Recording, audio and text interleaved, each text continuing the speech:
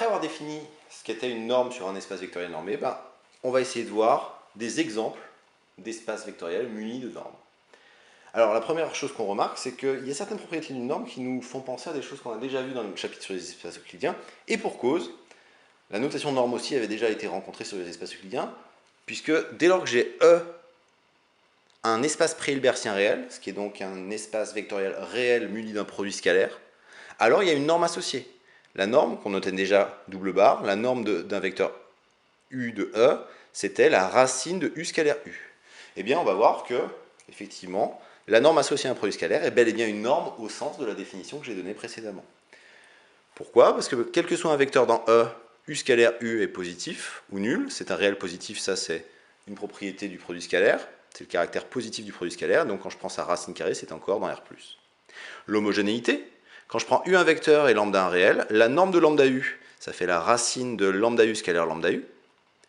Comme le produit scalaire est bilinéaire, il y a un lambda carré qui sort, et la racine de lambda au carré, ça vaut bien la valeur absolue de lambda quand lambda est un réel, fois la racine carrée de U scalaire U, ce qui fait module de lambda fois norme de U.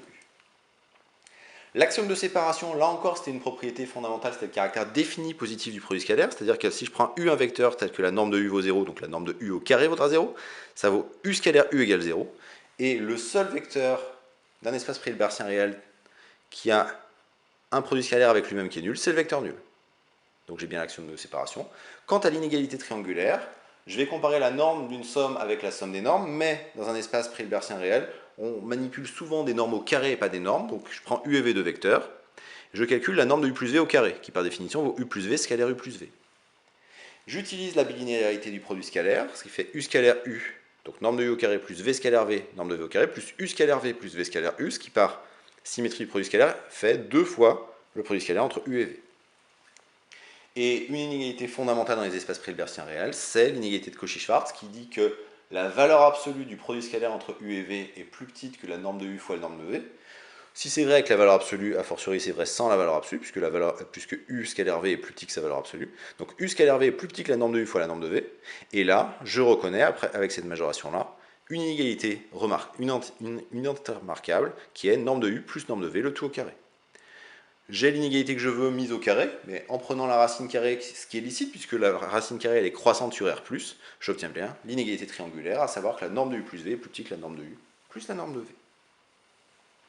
Donc on a déjà toute une famille d'espaces vectoriels normés qui sont tous les R espaces vectoriels munis d'un produit scalaire. Maintenant on va voir 3 exemples de normes sur l'espace vectoriel le plus standard, qui est K puissance n.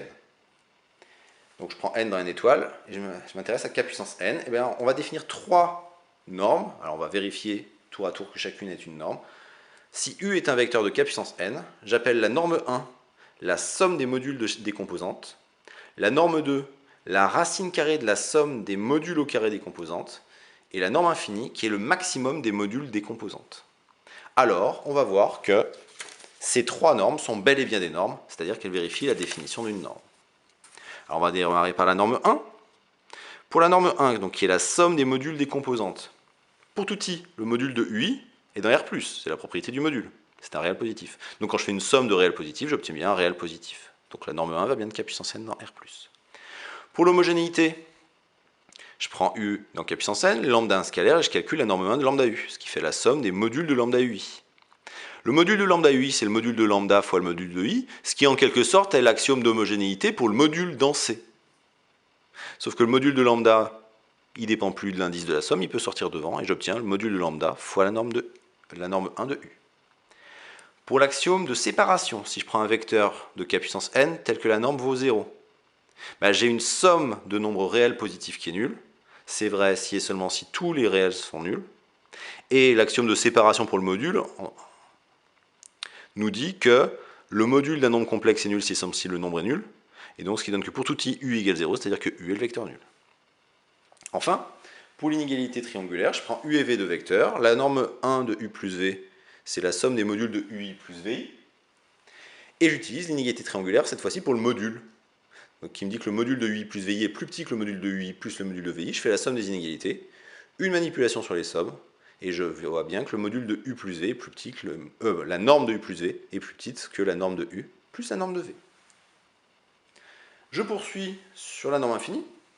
La norme infinie qui est le maximum des modules des composantes. Pour tout i entre 1 et n, le module de ui est un réel positif. Donc le maximum, déjà, il a bien un sens, hein, c'est le maximum d'une partie finie de R. Mais en plus, comme c'est l'un de ces nombres-là, c'est donc un réel positif. Donc la norme infinie va bien de k puissance n dans R+. Pour l'axiome d'homogénéité, je prends u un vecteur et lambda un scalaire. Alors comme j'ai un maximum à manipuler, je vais procéder avec prudence par double inégalité en disant que la norme de lambda u, c'est le maximum des modules de lambda ui. Donc je vais justifier que pour tout i, le module de lambda ui qui fait module de lambda fois le module de ui, le module de ui est plus petit que le plus grand des modules des uk, c'est-à-dire que la norme infinie de u. En multipliant par un nombre réel positif, l'inégalité ne bouge pas.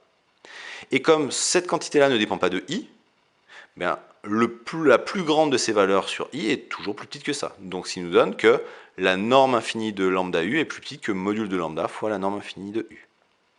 Et pour l'autre inégalité, la norme infinie de u, c'est l'un des ui. Donc je peux prendre un i0 tel que la norme infinie de u, ce soit le module de ui0.